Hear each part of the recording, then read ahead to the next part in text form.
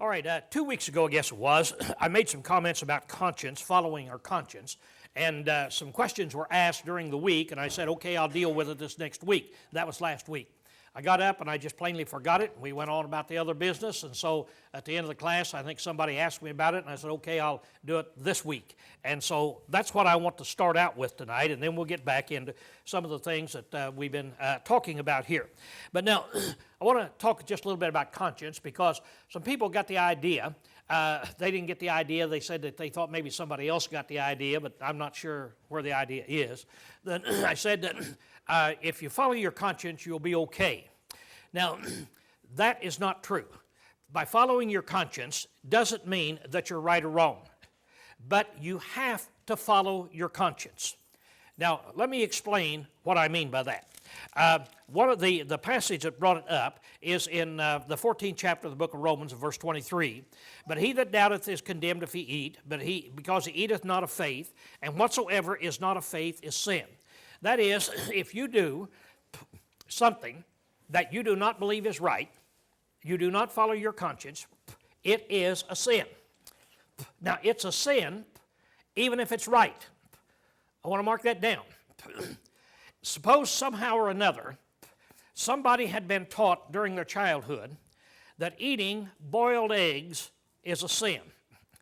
You convert that individual and you show them that you can eat anything that you want to eat, and so then you offer them some boiled eggs, and they think, I don't know whether I can eat this boiled egg or not.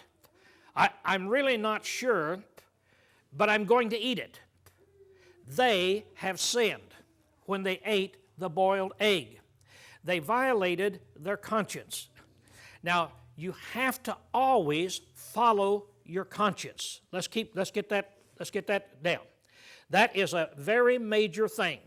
The Apostle Paul said that he did many things contrary to the Lord Jesus, but he said God forgave him, and then he made the statement that he had lived in all good conscience until this day.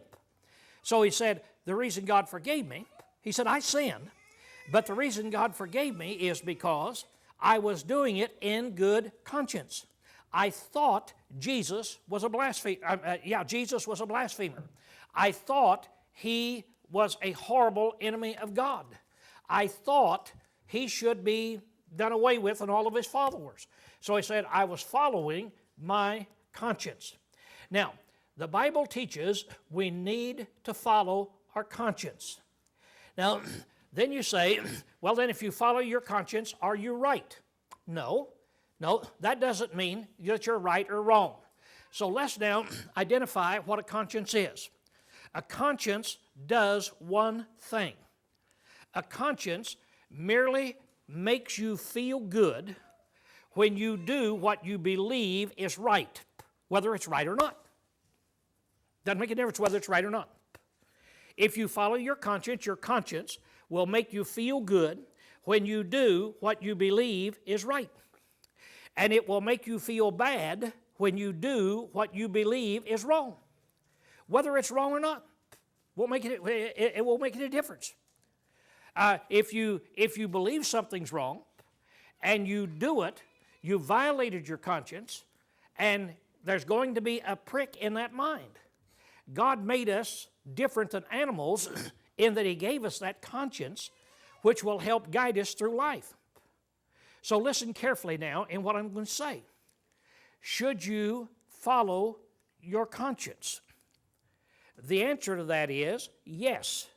You must always follow your conscience. You must always do that which you believe is right. What kind of a person would I be if I didn't follow my conscience? If I did what I believed was wrong? I know what's wrong, but I'm going to do it anyway. You see, I would be a horrible individual. I would have no respect for God. So I must follow my conscience. Now here's the biggie. If I follow my conscience, does that mean I'm right or wrong? Neither one. Neither one. How do I find out whether I'm right or whether I'm wrong? Suppose that I believe eating boiled eggs is a sin. Now, if I eat those boiled eggs, I have violated my conscience and I've sinned. Romans 14 says that. But now, is eating boiled eggs right or wrong? How do I find out? There's only one way to find out, and that's go to the book and find out what the Bible says. And so I go there, you come up and you say, Lowell, eating boiled eggs is okay. Well, I've always been taught it was wrong. My mama told me eating boiled eggs was wrong. No, it's okay. Well, I feel that if I eat boiled eggs, it would be wrong. Now, how are we going to determine what is right and wrong? We're going to have to go to the Bible and listen to what God says. And He says that no meats are unclean. Eat them any way you want to. Now then, I've heard something that God has spoken. He has said now that boiled eggs are clean. Now, if I really believe Him, now then, what will I believe about eating boiled eggs? I believe it's okay. And so now I can eat boiled eggs, and when I eat them, my conscience will feel good because I'm doing what I believe is right. Look at it like this. Your conscience is like your red light on your dash telling you about your oil pressure. If you're driving down the road, right in the middle of a freeway, all of a sudden you look down and the oil pressure light comes on. Big red oil pressure light comes on, telling you you're out of oil. Are you out of oil or not? Got a brand new car, 1,000 miles on the car. Are you out of oil or not? Does that light tell you whether you're out of oil or not? Nope. What do you mean? What does it tell you? Mitch is a mechanic. Mitch, if that light comes on, should I stop or just go on? Stop. But you just got through saying it doesn't tell me whether I'm out of oil or not. Because you don't have any pressure. Well, oh boy. Oh boy. Okay, let me come back again. Do I have any oil pressure or not? Does the light tell me whether I have any oil pressure or not? Light tells you the light's on. The light doesn't tell me whether I have any pressure or not. Now, you're a mechanic, but I'm going to argue with you, and you're wrong, as always. Okay? What do I mean? What do I mean? I'm making a technicality out of this thing, but a red light telling you don't have any oil pressure does not mean that you don't have any oil pressure. Why would I make that statement? There might be something wrong with the light. That's right. There might be a short down in there some way or another. See? And there might be something wrong with the light. So I pull over. Now, should I pull over? How many times should I do that? 100% of the time or 50%? Or when my red light goes on, what should I do? 100% of the time. Pull over. See, pull over and stop. That thing says I don't have any oil. Now, I may call a tow truck. They pull me in. The mechanic gets on it, says, oh, you got plenty of oil pressure, Lowell. You got plenty of oil pressure. Your light, you have a defective light. See? That's all that it was. See, a short or somehow like that. So what does an oil pressure light tell you? I know I'm getting technical. What does an oil pressure light tell you? It tells you that your car doesn't think it has any oil pressure. Isn't that right? That we don't have any oil pressure. Now, what should you do if you're sensible and you don't want to tear up your car? You pull over. See? You pull over. Now, you may find out that the oil pressure light is not working. But most of the time, what will you find out? 99.9999999% of the time, what will you find out when that light comes on? You're out of oil. Oil pressure is not there. You are in trouble. See, you are in trouble. One time right after I bought this pickup truck, of a dam. Why, I go out of my battery indicator, turn it on and get all the way up, man. Not only, I mean, it shows that it's sucking all the juice out of my battery, and it's clear over to the left when it should be over to the right. And so I pull up and ask Mitch, hey, Mitch, what's wrong? Right out here. He rolled down the window, he rolled it down, he reaches in, he slaps my dash real hard. And the needle goes back, ping, ping, ping, ping, ping, ping, ping. So I said, how'd you know do that? He said, because I drove it the other day. They did that to me. See, well, what's wrong? You get in my car and you see that gauge. What should you do? Yeah, I think I'd turn it off, get on your cell phone, somewhere else, say, hey, Lowell, do you know you got a problem? I said, oh, no, just hit the dash. You see, just hit the dash. Now, I'm telling you how to take care of your dash problems. Now, what are you going to do the next time something goes wrong in your car? Hit the dash? No, only Mitch does that, see. When something goes wrong with that gauge, that's what your conscience is. It's a gauge. It says something's wrong. Don't you violate it. Now, have I cleared it up so everybody understands what I'm saying about that conscience? See, it's a very, very important thing that's there. Okay, now, we were talking about a lot of things last week, and there are 2 or 3 more things here that I want to bring up. One of them that people wanted me to bring up is talking about clapping, and especially when the little kids come up here, we give them a grade. And so some people say, we want to clap, and others say, no, let's not clap. Now, what does the Bible say about that? First of all, you always have to say, what does the Bible say?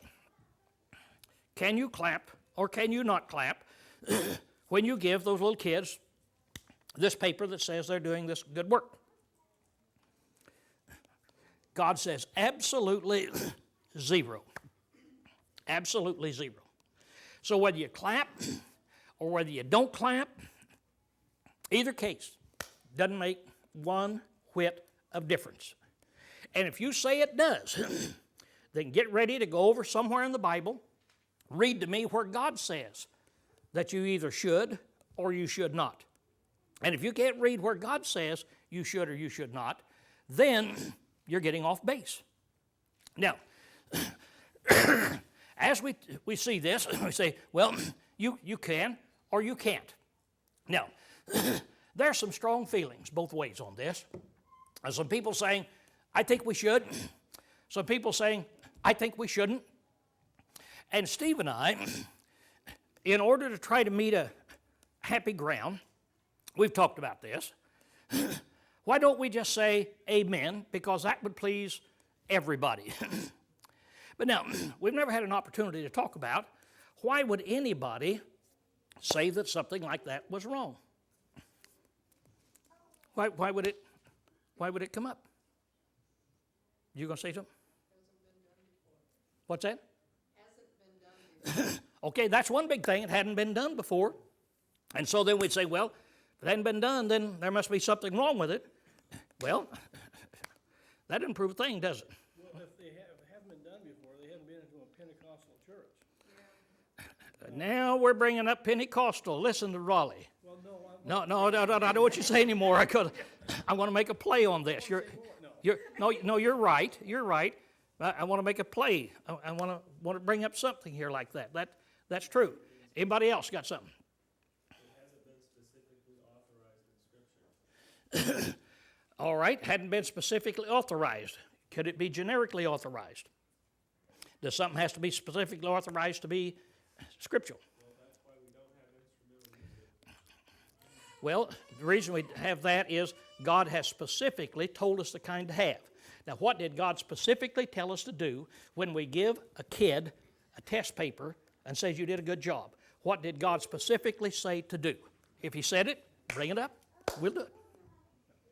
Dave? I'm searching for the word, but it has to do with conducting ourselves in an orderly manner. There's a, Come again, because I didn't get that. well, isn't there a scripture that tells us that when we come together, we're to conduct ourselves in an orderly manner? Oh, yeah. Yeah, 1 Corinthians 14:23. Yeah, we're to be orderly. But is that unorderly? To clap? In other words, if I were to say, hey, that's a good answer, that was great, did I sin? I doubt if anybody would say I sinned. I want you to think about it. There's a reason. That's the reason I'm going through this. That's the reason I'm taking these various things. So that maybe if you haven't chewed on them before, we can chew on them in here. And we can see there are certain reasons for doing certain things, and sometimes there's just absolutely no reason at all. Yeah. Would that be so that your decisions as elders would not cause any of us to violate our conscience? By either doing or not doing it? Yeah, that's the reason we haven't done it, is because we didn't want to force on somebody that we know felt you shouldn't. But I'm bringing it up now to bring out why shouldn't we? It's our tradition. John? Well, when the Israelites went into the land of Canaan, they were told, don't you examine the peoples that you displaced. Don't ask how they worship their gods. Don't try to imitate them. And that establishes a very good principle when we start looking at how we worship and not looking at how other people try to worship God and not trying to imitate their forms, so we know what we need to be doing. Well, is this an act of worship? When the kids come in, everybody's talking about it. Somebody's talking about a hunting trip that they're getting ready to go on this next month. Somebody else talking about a baby shower they've got. We're all talking about various things and in here. And so we get up and we talk and say, okay, get up here, kid. You got an A+ on this thing. Is that worshiping?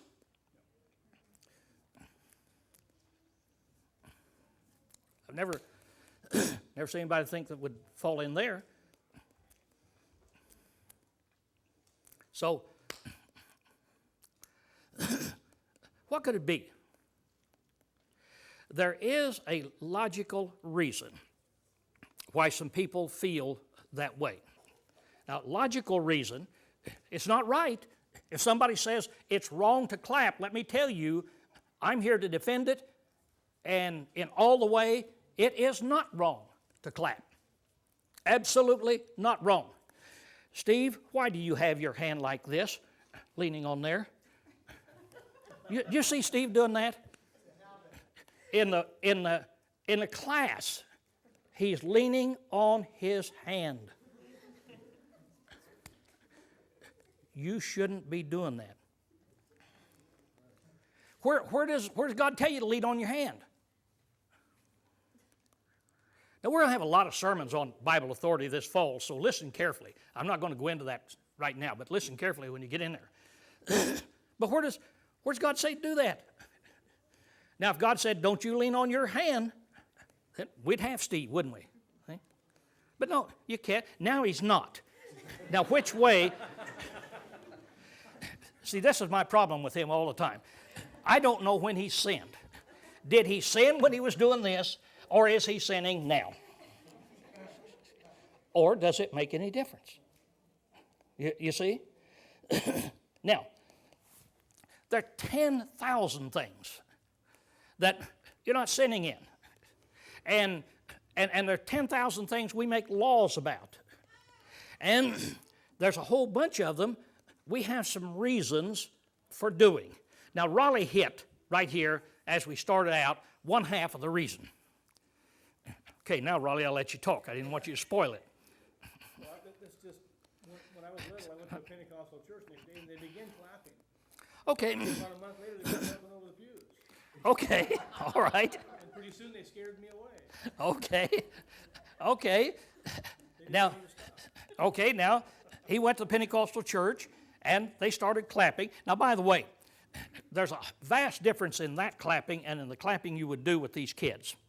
This was in a worship hour, and it was a worship hour in there, and they were doing this to work up emotions, and there's just a whole lot of things, and jumping over pews in there. Any of you ever had a kid jump over a pew and go like this or something? That's not sinful.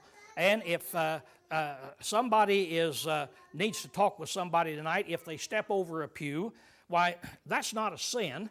Now, it might not be in proper decorum. I'm not advocating it in there. but it's not a sin. But doing what he's saying, yeah, they're just getting all carried away. Here's the reason. Among our liberal brethren in the past 20 years, they've been pushing all this emotionalism and getting farther and farther away from the Scriptures, trying to bring in instrumental music, and they have brought it in, and trying to get away from all of this. And they have introduced the clapping into the worship hour. And when they sing, you've probably seen it on TV, while you clap and you go back and forth in here. And so they've started all of this. And so in the brotherhood, in the last, especially 10 years, there's been a big controversy about clapping. Lots of debates, lots of arguments going on, and the more liberal people get, the more they want to get out into clapping. Now, when they do this, you begin to see, well, you know, there's a thermometer. It's kind of a thermometer that you can measure people by. When they start in their clapping, or when they start jumping over the pews like Raleigh's talking about, there's a thermometer there. There's something wrong. They're missing the point in the worship. Now, that's been going on for about the last 10 years. Then, when we come, and it's not in the worship, it's in between worship and class, and you give a kid a paper, and somebody wants to clap. See, I have private knowledge of some people that deathly opposed to it, is what I'm saying to you. But it's wrong, and I don't mind telling you it's wrong. And they're wrong in being opposed to it. But they say, well, if we start here, then we'll go here, then we'll go here, then we'll go here. And so they're opposed to it. Do you see what I'm talking about? And so, yeah, you got to watch it. You got to watch these things, and because there are certain things that leads into another thing. This leads into another thing. This leads into another thing. But as we do it, let's make sure that we don't take the place of God and make a law and say it has to be done or it can't be done unless we have authority from God. Dave? Aren't we kind of, I see the big picture of things and see how, one thing leads to another and to another. I understand that completely.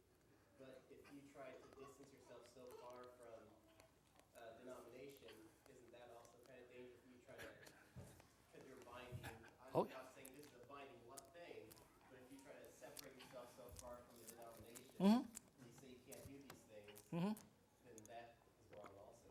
You bet you. Can't be done. It's like it's been said ever since I've been a Christian.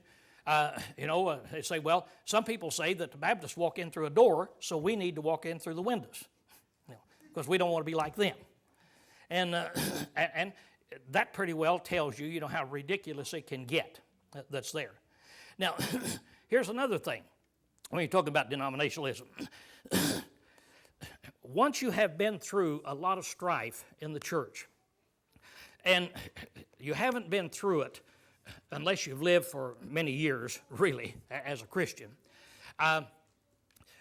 you haven't been through this to hear denominationalism. We don't want to become like the denominations. We don't want to become like the denominations, and on down the line.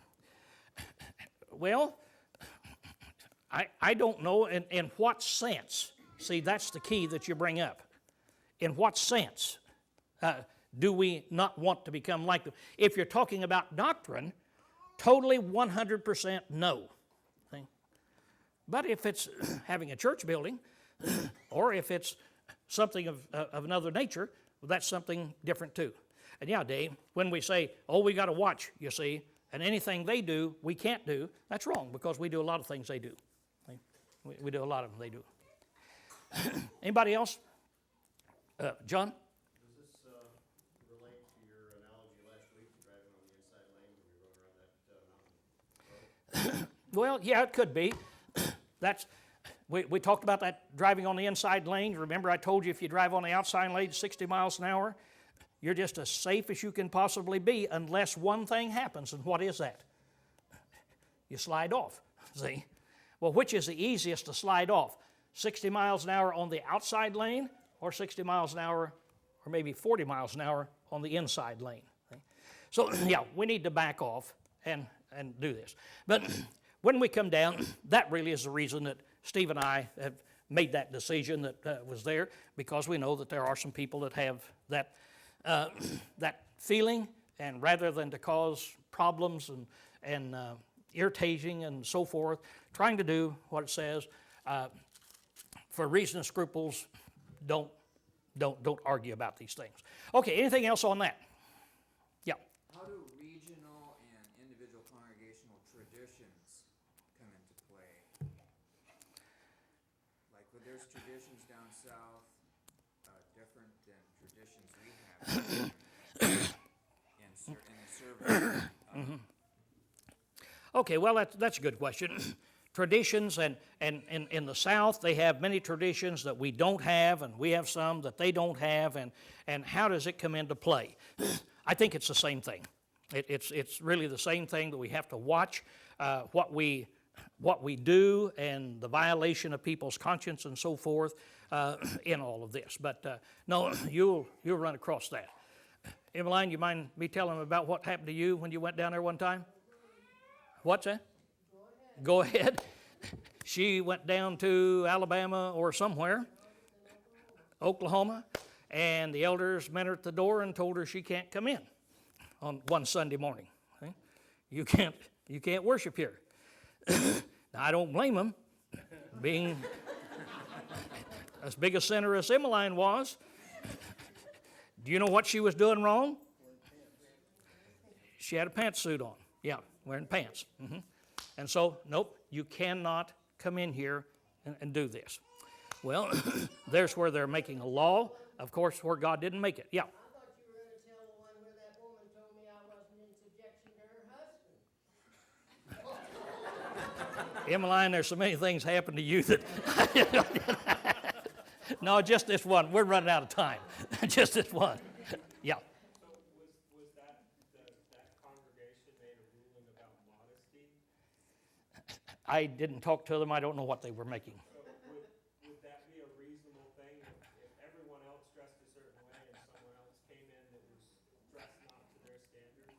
Would that be See, I think that they were wrong in saying you can't come in and worship. But I think that they would be okay to say, now here's how we do things down here, and we'd appreciate it if you would do it this way. See? And yeah, I think that would be the way to handle it there. So, okay, anything else on that? We started with clapping, and we're off to modesty now. That's on here. This is one of the reasons why it's so hard to deal with something like this. Let me bring up another thing right here to make another point. Let's make the marriage and the divorce issue. Now, the Brotherhood has been divided over this thing, and lots of problems and so forth the last several years. And you take somebody like me. Now, there's hardcore people that say if you have been married before 50 years ago and you got a divorce 49 years ago, and then you got married 30 years ago, got 16 kids, and you become a Christian, you have to leave this wife and go back to your first wife 50 years ago. And if you don't, you are not faithful, and they will not accept you there. This is a real hardcore stance, and it's something that's practiced by various churches, and there are some in this area that, well, I won't mention them, but they're never around us, we'll put it this way. But there's some in this area that do that. But there's several people that's done that. There's been a big fight, and so we can't have fellowship with you. So they're cutting us off. And they're cutting us off, and for several years they wouldn't dream of inviting me to preach where they, if I went to visit them. However, I'll go to visit them and tell them, I don't think this is a subject that we should divide over. Yeah, it is. It's something we should divide over. Now, here's the point, and we're not going to have a big class on marriage and divorce, so don't even ask me any questions on it right now. We'll do that another time, another situation. in 1 Corinthians chapter 7 and down in verse 15 and 16, the Apostle Paul makes it plain, in whatever state that you are called, therein abide. And he's talking about marriage. Now I read that to mean that Paul said, in whatever state you're in, when you become a Christian, remain in it. You say, where'd you get that idea? Because that's just what it says. In whatever state you're in, remain in it. But they will say, no, you can't, because of this and because of that, and did. Well, no. Now, I think that Paul said, in whatsoever state you're in, therein remain. Now, let me ask you, even if I'm wrong, do I have a pretty good argument? Is it based on Scripture, you see? Or is it something that I'm just making up? Right? Now, this is something that I don't think we should have a division in the church over. And here's the reason why. Suppose that I believe that. And suppose that Raleigh, he's always our guinea pig, practices that, of which he hadn't. But Pauline is his third wife, fourth wife, fifth wife down there. And so he got married before he became a Christian. And now then, there he's a Christian. And so I say, yeah, I think Raleigh can serve God, be a Christian, pick up the pieces where you are, and go on. I think that's what the Bible teaches. Somebody else says, no, he has to leave Pauline and he has to go back to that first wife. Now, we're arguing over it, Josh and I.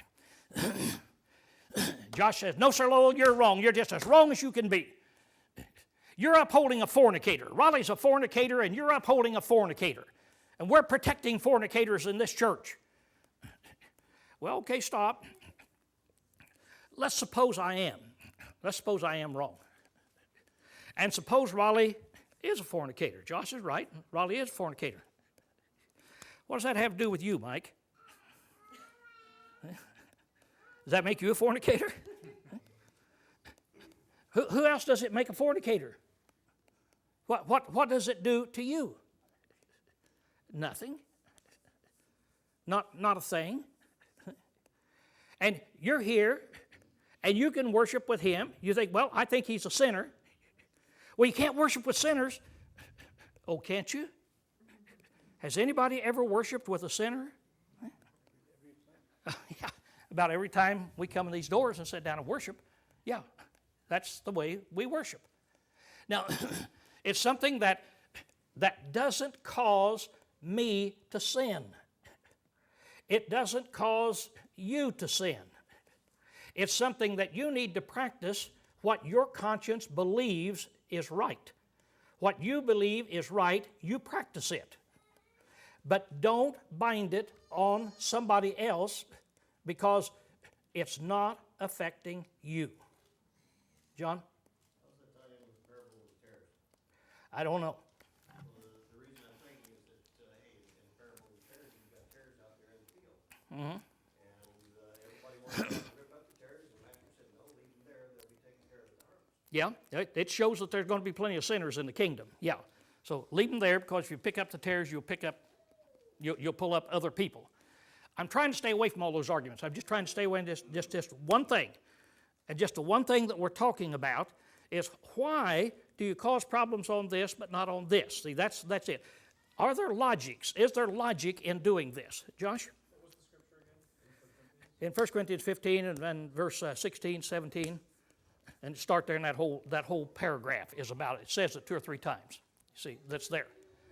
Now,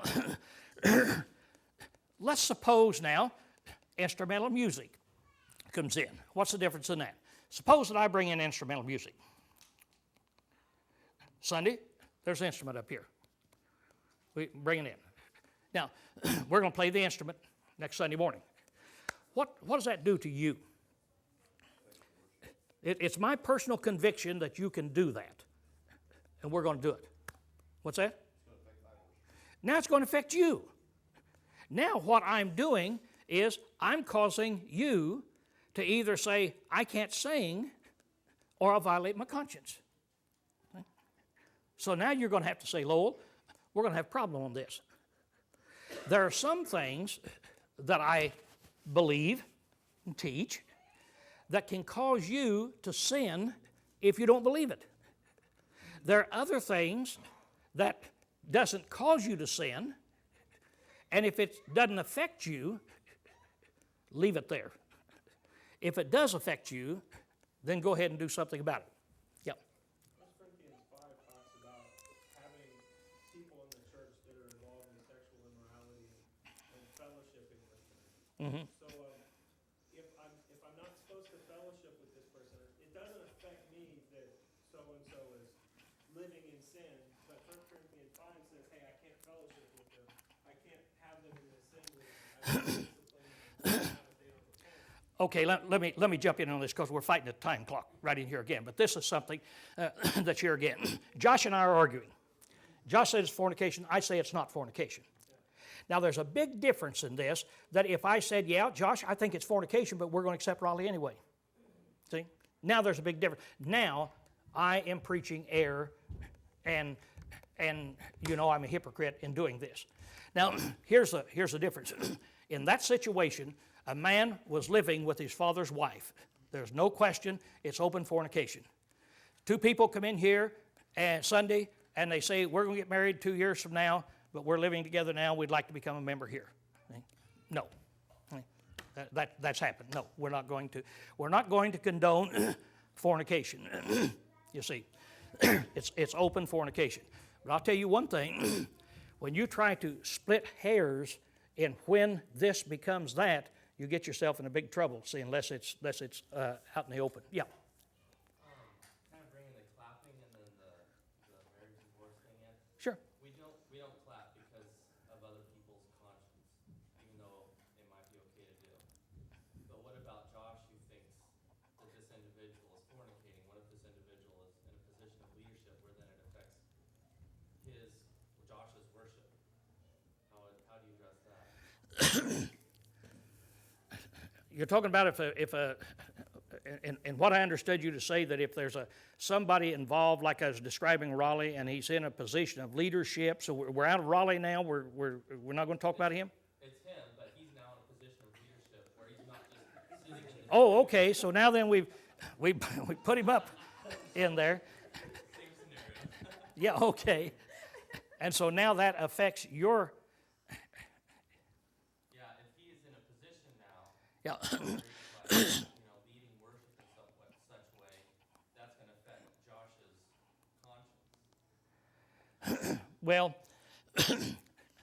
everything you change affects things differently. I mean, I understand that. I understand that it does. But I think the thing would still be this way. In other words, when we select elders, let's suppose everybody here except Josh says Raleigh's qualified to become an elder, and so we appoint him as an elder. And Josh says, I've got a problem because I think he's a fornicator. We're in this situation to where the congregation thinks he's not. Josh thinks he is. I say, Josh, you better hold it and settle down. You see, in a case like that. So isn't that why the brethren are kind of split? Because it affects Josh or whoever's conscience, so they choose to work someplace where their conscience won't be affected? Yeah, they say, I cannot worship with a fornicator. And that you are a fornicator and I cannot worship with you. See? So they're following their conscience by separating themselves from Yeah, okay, then that's okay, fine. Then go ahead and do that. See, I'm just telling them, I don't think you have to do it. See, I don't think you have to do it. I don't think you should do it. See, and that's all that I'm saying. But yeah, if he can't do it, see, and he said, well, if to come back to your question, I can't worship with Raleigh here in this way, then I'd say, Josh, leave. See, go somewhere where you can. Then, yeah, you have to follow that conscience. We're in a big subject, aren't we?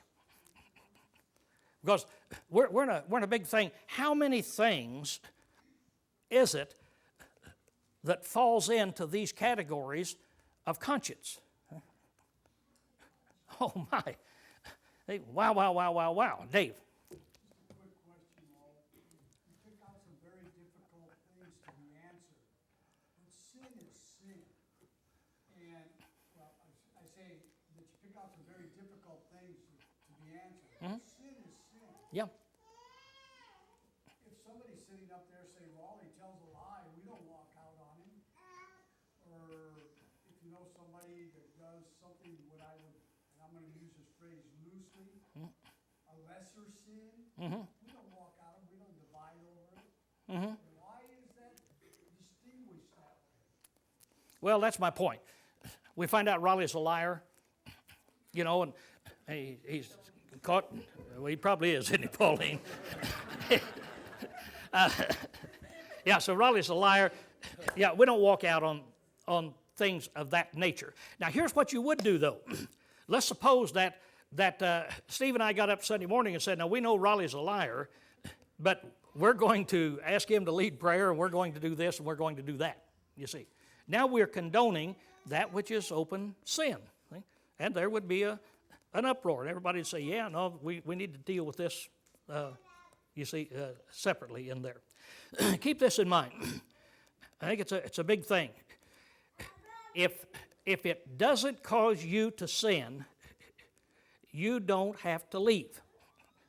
Now, when you get to looking at the churches in Revelation, how many really bad churches were in there?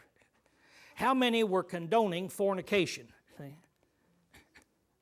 Yeah, they were in there actually doing this. How many did the Lord say your solution is to split and leave? Not a single one. Well, what did he tell those faithful people to do where they had all those fornicators and idolaters and so forth? What did he tell the faithful people to do? Hold fast that which you have. See, hold fast that which remains. What did he tell the liars and the fornicators to do? You repent. See? But the division was not part of it. See? Not part of it. Most of you were not in the division back in the 50s and the 60s. And you just hear stories and so forth about arguments for Herald of Truth and orphan homes. And the church had a big division then. And 100, 200 years ago, in Alexander Campbell's day, why they had a big division over missionary societies. Now, why did they divide over that thing 200 years ago and 50 years ago over these benevolent societies? What happened there?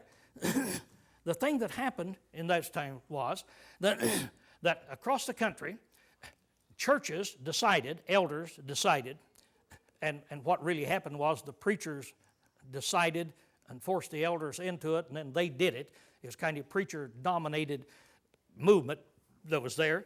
But let's take so much money and send it to this human society and let them then hire a preacher or take care of orphans or whatever it is.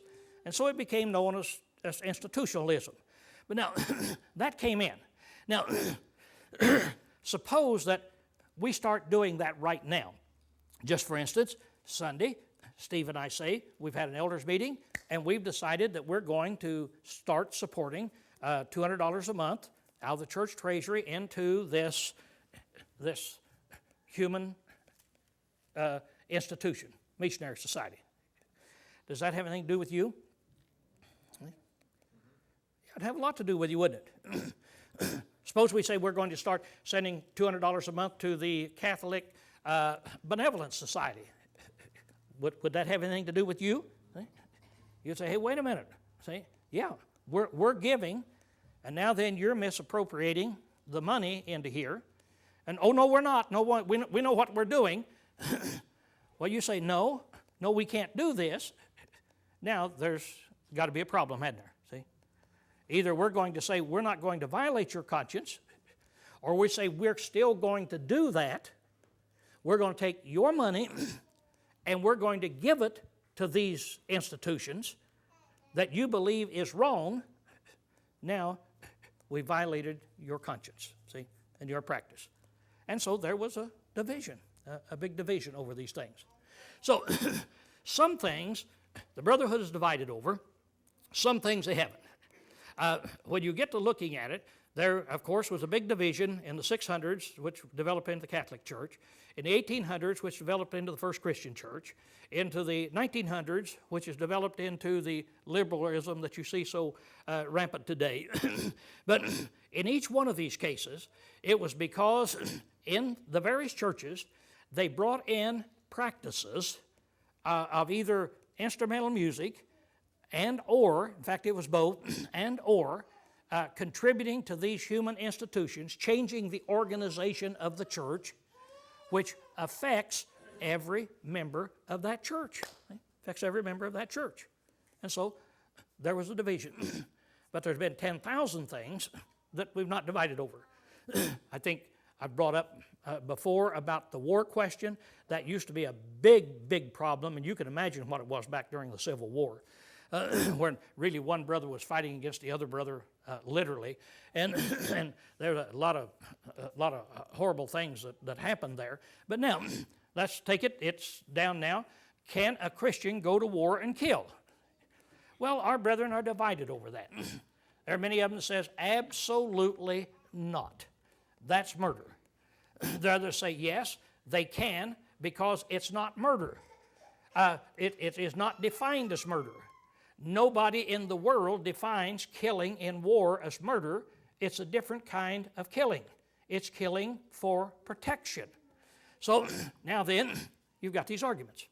Now, everybody admits murder is wrong. So this guy says you can't go kill because it's murder. The other guy, suppose he said, yeah, I can go kill even though it is murder. Now what would you do to him? He said, I'm going to sin. See? No, you can't do that. But he said, no, it's not murder. And he goes to the scriptures. He gives some illustrations. It's not murder. It's killing to protect the family. And that is not murder. All right, there they are. One of the two of them is wrong. And keep in mind, anytime we have disagreements, one of the two is wrong or both is wrong. But when do you divide? I hope this study has helped pinpoint it a little bit so that you can see some things. And there have been things that we haven't talked about before because it just hadn't come up. We haven't had the opportunities and so forth to deal with it. But that's the reason I've taken all this time. Try to apply these principles and make sure that we work for peace in the church. Now, next week, whether Raleigh likes it or not, this is over.